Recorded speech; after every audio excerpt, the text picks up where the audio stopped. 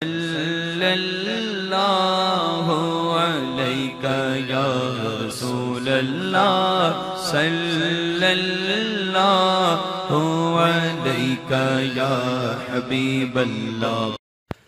बिस्मिल्लाहिर्रहमानिर्रहीम। अस्सलाम वालेकुम। मैं हूं असद अली काजी और आप देख रहे हैं मेरा यूट्यूब चैनल आओ काम करें। मुतलका वीडियो के आगाज़ से पहले फरमान मुस्तफ़ा सल्लल्लाहु ताला अलैहि वालैहि वसल्लम कि जिसने मुझ पर एक मरतबा दुरूद पाक पढ़ा, अल्लाह अज़्ज़ व जल उस पर 10 रहमतें भेजता है।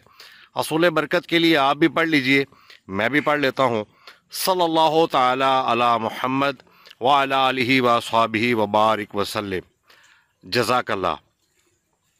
व्यूअर्स, अभी मैं आया हूँ उस खेत में जहाँ इससे तकरीबन 2 माह पहले हमने देसी प्याज की काश्त की है, और अभी जो अमल हम इस खेत के अंदर कर रहे हैं उसकी वीडियो बना के आपके साथ शेयर करना मकसूद है। व्यूअर्स, उससे पहले मैं आपको बताता चलूं और दिखाता चलूं कि 2 माह में हमारे देसी प्याज के पौधों की क्या कंडीशन हो चुकी है, उनकी किस कदर ग्रोथ हो चुकी है।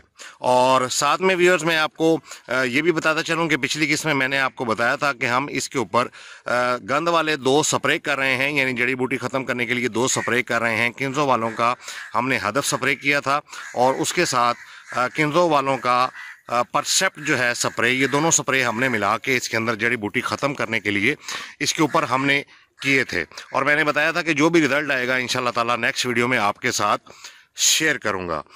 तो व्यूअर्स, मुख्तसर मैं आपको बताता चलूं कि वो जो हमने 2 स्प्रे किए हैं हदफ और परसेप्ट किन्जो वालों के, उनका हमें ये कह लें कि ना होने के बराबर हमें फ़ायदा हुआ है। यानी आप ये कह लें कि हमने वो जो स्प्रे किया उससे जड़ी बूटी ख़त्म नहीं हुई। जड़ी बूटी जो है एक जगह पे रुक तो गई, उसकी ग्रोथ रुक तो गई, मतलब वो आगे नहीं बढ़ी, उसका कदम और ग्रोथ ज़्यादा नहीं हुई, लेकिन उससे मुकम्मल तौर पे जड़ी बूटी का ख़ात्मा हमारे खेत के अंदर नहीं हुआ। तो मैं आप व्यूअर्स को भी अपने तजर्बे की रोशनी में यही बताऊंगा कि बेहतर है कि आप प्याज की फसल में जड़ी बूटी ख़त्म करने के लिए स्प्रे ना ही करें तो बेहतर है। और बेहतर है कि या तो आप मल्चिंग के ज़रिए प्याज काश्त करें या आप जो है इसकी गोडी करवा लें जब गंद पैदा हो जाए, तो बहुत बेहतर है। टाइम की भी बचत है, बर वक्त आप इसको खुराक भी दे सकते हैं, और पैसे की भी बचत है। इस लिहाज से कि स्प्रे करके अगर पैसे ज़ाया ही करने हैं तो उससे बेहतर है कि कुछ पैसे साथ मिला के इसकी गोडी करवा ली जाए, तो इसकी अच्छी ग्रोथ भी हो सकती है और उसका ज़्यादा फ़ायदा है कि गोडी करवा ली जाए। टाइम की भी बचत है और इसकी अच्छी ग्रोथ होने में भी ये चीज़ फ़ायदेमंद होगी कि हम इसकी गोडी करवा लें। तो व्यूअर्स, अभी जो अमल हम कर रहे हैं उससे पहले मैं आपको ये दिखाता चलूँ कि हमने स्प्रे का रिज़ल्ट ना होने की वजह से हमने इस खेत में प्याज के जो हमने प्याज काश्त किया, हमने यहाँ पे खेलियों के ऊपर जो है इसकी सारी गोडी करवा ली है। दरमियान में भी जो गंद पैदा हुआ था, मैंने पिछली किस्त में दिखाया था कि किस कदर गंद की भरमार है, और जो खेलियों के ऊपर भी था गंद, वो सारा हमने गोडी के ज़रिए इसके अंदर से निकलवा लिया है। और अभी जो इस वक्त कंडीशन है पौधों की, वो आप स्क्रीन के ऊपर वाज़े तौर पे देख सकते हैं।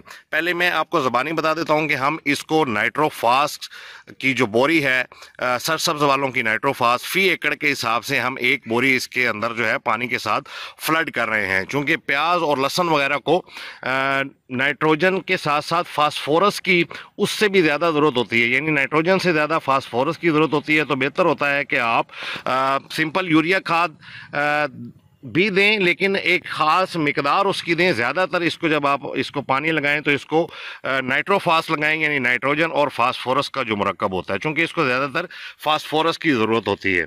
तो आज हम इसको फ़ी एकड़ के हिसाब से एक नाइट्रोफास की बोरी जो है सरसब्ज वालों की, वो हम इसको फ्लड कर रहे हैं। इंशाल्लाह ताला इसका बड़ा ही अच्छा रिज़ल्ट आएगा, बड़ी ही अच्छी मज़ीद ग्रोथ होना शुरू हो जाएगी, और इसका जो भी रिज़ल्ट आएगा इंशाल्लाह ताला नेक्स्ट वीडियो में मैं आपके साथ शेयर करूंगा।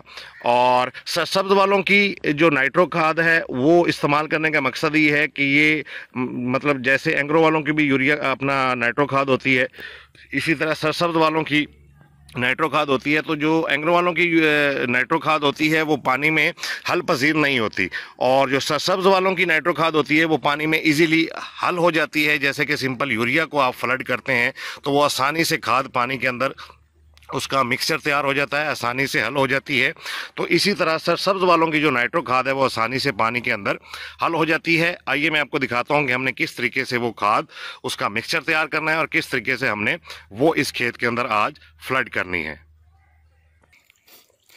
जी व्यूअर्स, ये देखें, ये भी आप स्क्रीन के ऊपर देख रहे हैं, ये सरसब्ज वालों की नाइट्रो खाद है। और इसका ये जो मरकब है, जो दोनों चीज़ें इसके अंदर हैं, नाइट्रोजन है और फास्फोरस है, वो मैं आपको दिखा रहा हूँ। तो ये हम फी एकड़ के हिसाब से एक बोरी जो है वो हम इसको फ्लड कर रहे हैं। फ्लड करने का तरीका ये होता है कि ये देख लें कि ये ड्रम है, आप स्क्रीन के ऊपर देख रहे हैं, इसके अंदर आपने ये पूरी बोरी डाल देनी है और उसको पानी से फुल करके आपने अच्छी तरह हिला के इसका मिक्सचर तैयार कर लेना है। और ड्रम के आगे इस तरीके से नल लगा हुआ होता है। ये जो मिक्सचर है नाइट्रो खाद का, जो पानी के साथ मिला के हमने तैयार किया है, ये एक नल के जरिए मेन खाला जो पानी वाला है उसके अंदर ये मिक्सचर शामिल होता चला जा रहा है और ये पानी जो है आगे खेलियों में ये मुंतकिल हो रहा है। थोड़ी देर में इंशाल्लाह ताला ये सारा जो है मिक्सचर ये पानी के साथ मिलके हमारा ये पूरा खेत सैराब हो जाएगा। तो ये होता है फ्लड करने का तरीका। इंशाल्लाह ताला जो भी रिजल्ट आएगा इंशाल्लाह नेक्स्ट वीडियो में मैं आपके साथ शेयर करूँगा।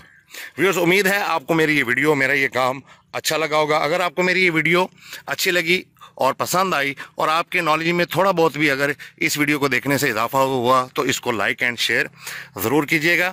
और मेरा चैनल जिसका नाम है आओ काम करें, इसको भी ज़रूर सब्सक्राइब कर लीजिएगा। और मेरे चैनल का जो स्लोगन है कि फारिग नहीं रहना, काम करना है, इसको भी आपने नहीं भूलना। अभी तक के लिए इतना ही। असद अली काजी को इजाज़त दीजिए। खुदा हाफिज़।